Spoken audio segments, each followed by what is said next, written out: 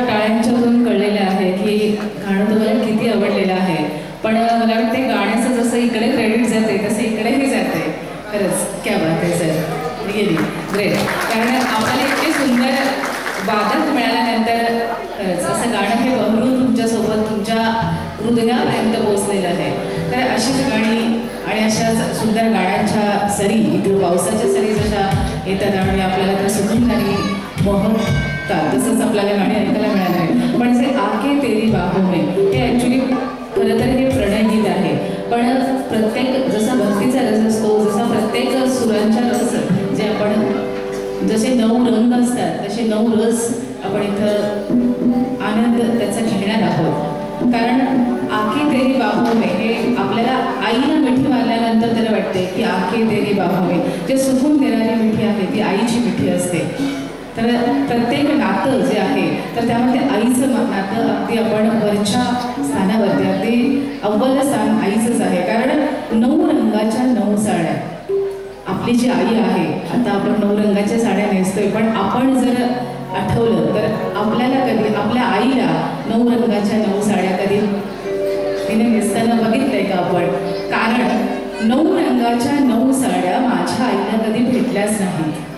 9 रंगाच्या 9 साड्या माझ्या आईला कधी भेटल्याच नाहीत. 9 दिवसाचे कडक उपवास करूनही देव तिला कधी दिसलाच नाही.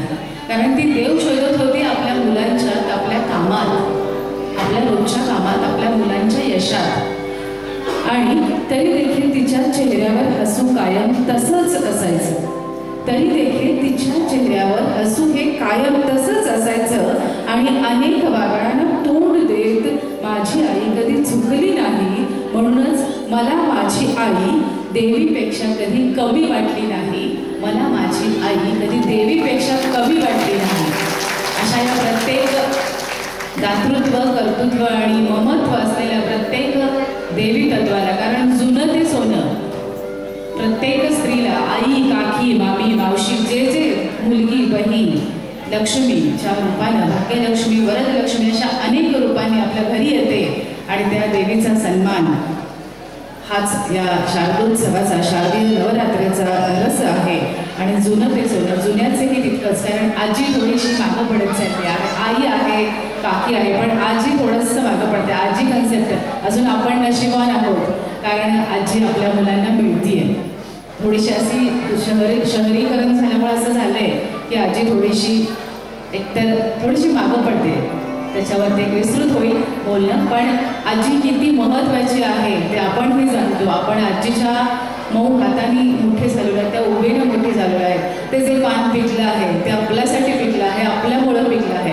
तर त्याची तितकीच चांगली काळजी घेऊयात. आणि जुनं ते सोनं, एक ओल्ड सॉन्ग म्हणजे जुनं गाणं जे सर्वांचे लाडके आपले सिंगर, जे गायक किशोर कुमार यांनी गायलेलं आहे आणि जे राजेश खन्ना आणि झीनत अमान यांच्यावर ते चित्रित झालेलं आहे.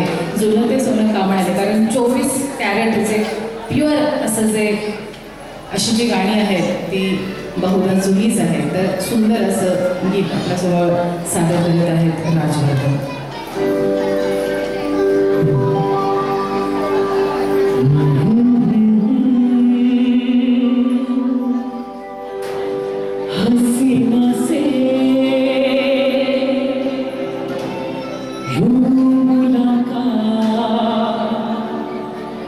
Oh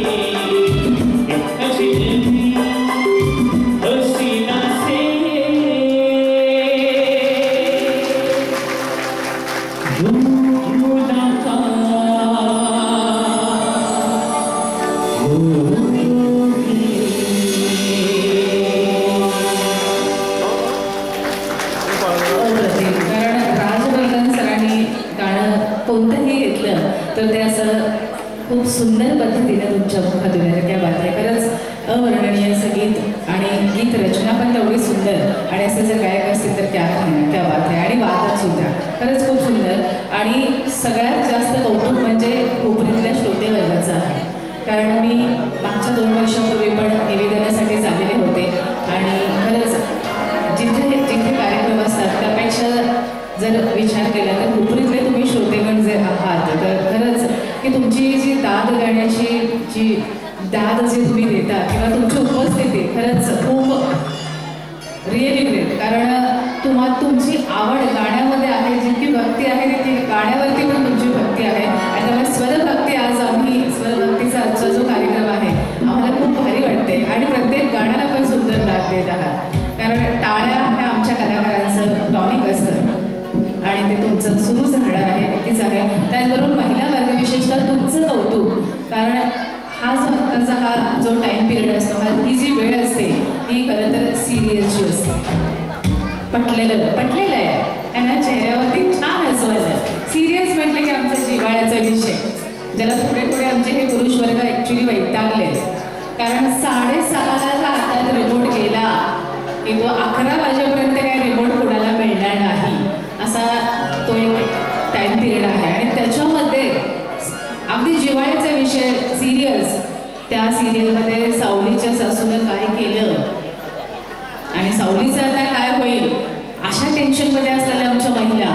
कारण आम्हाला ना पुरुषांच्या पेक्षा ना आम्हाला स्त्रियांना फार टेन्शन्स असतात. 1-2 घराचे नाही, चांगले 10-12 घरांचे असतात. एक आपल्या सासरचं, दुसरं माहेरचं, तिसरं शेजारी बाजारांचं आणि बाकीची सगळी घरं म्हणजे सिरियल्समधली. तर ते सोडून तुम्ही आलेला आहात तिथं उपस्थित राहिलेला एकदा स्वतःसाठी जोरदार टाळ्या. पटलेलं दिसते क्या बात आहे. खरंच तुमची खासियत आहे, हुपरीतल्या श्रोतेगणांची खासियत आहे की जे इतकं सुंदर पर्वणी तुमच्यासाठी हा महोत्सव जो असतो संगीत महोत्सव त्याचा तुम्ही अगदी दिलखुलासपणे त्याचा आनंद घेता. आणि जे संयोजक आहेत, जे आयोजक आहेत त्यांना खूप मोठं क्रेडिट जात आहे. आणि त्याचबरोबर आमचे साऊंड दादा हुपरीत कार्यक्रम करायचा अंबाबाई मंदिरमध्ये म्हणजे 100% साऊंड बेस्टेस्टच असणार याची आम्हाला ग्वाही असते. त्यामुळे आमच्या साऊंड दादासाठी एकदा खूप मोठ्या काळात खूप जोरात काळात झाला पाहिजे. परफेक्शन म्हणजे काय साऊंडमध्ये हे जर कोणी असतील तर आमचे हे साऊंड दादा. आणि संयोजक तर काय क्या बात आहे.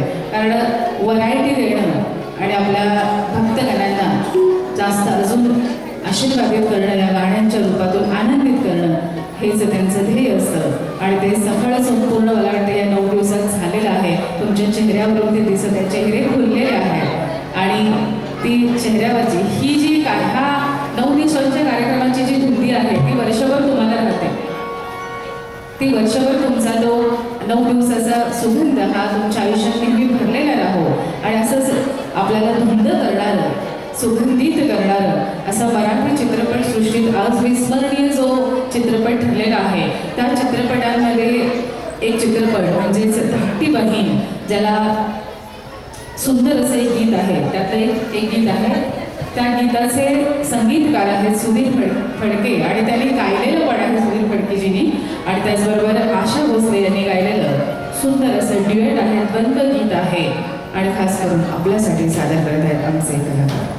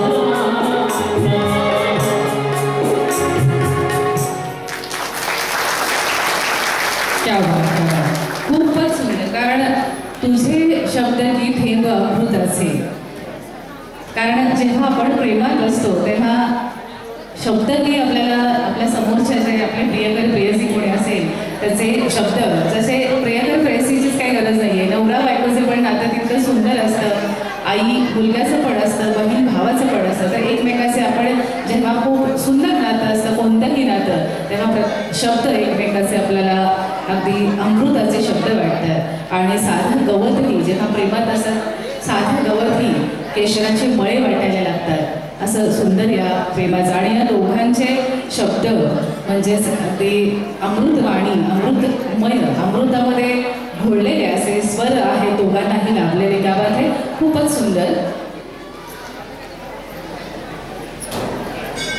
अशाच आपल्या साथीनं सुंदर आमच्या स्वरभक्तीच्या धारा आणि जगदंबेच्या चरणी आणि आपल्या चरणी सुरूच राहणार आहेत. पावसाच्या सरींचा आपल्याला थोडा सध्या त्रास पण होत आहे, कारण जेवढा हवा आहे त्यापेक्षा जास्त पाऊस पडत आहे. पण आनंदाच्या सरी जर कोसळत असेल त्यामुळे आपल्याला चिंब भिजायला फार आवडतं. तर अशाच चिंब भिजायला लावणाऱ्या पावसाच्या सरी, स्वरभक्ती रसाच्या धारा, हे सुंदर असं गीत घेऊन येत आहेत राजवर्धन निलगार आणि सीमा.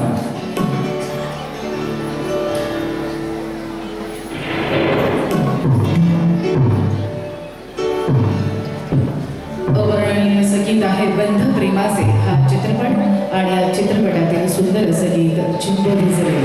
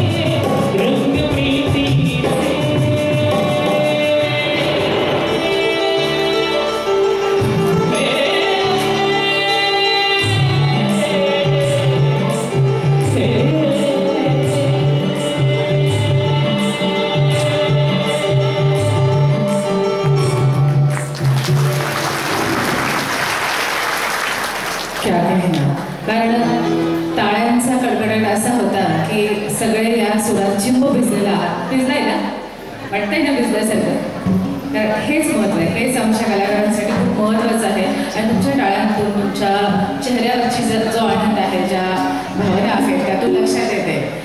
तर पुढचं जे गीत असेल ते थोडं हिंदी गीताकडे आपण आता वळूया.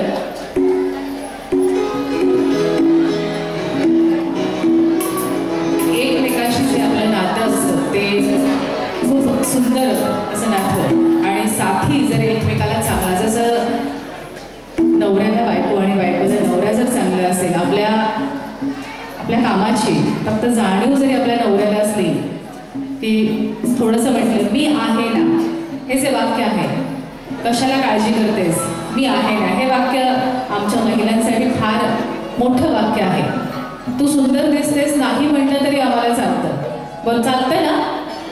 नक्की चालतं? खरंच चालतं? चालतं. पण मी आहे ना ही 3 शब्दवालं हे जे वाक्य आहे ते आमच्यासाठी सर्वस्व असतं. आणि बायकोचं कर्तृत्व हे नवऱ्याच्या पाठिंब्याने असतं आणि नवऱ्याच्या पाठीशी आम्ही नेहमीच असतो, आदिशक्तीच्या रूपाने असतो.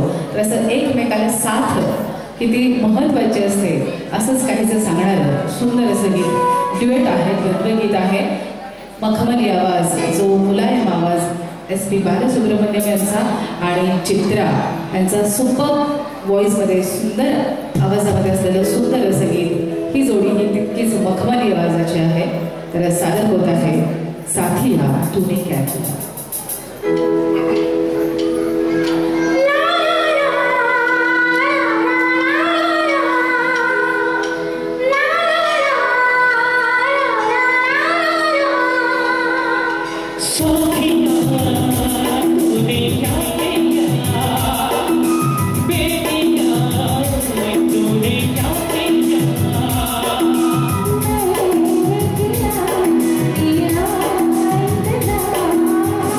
इतना करो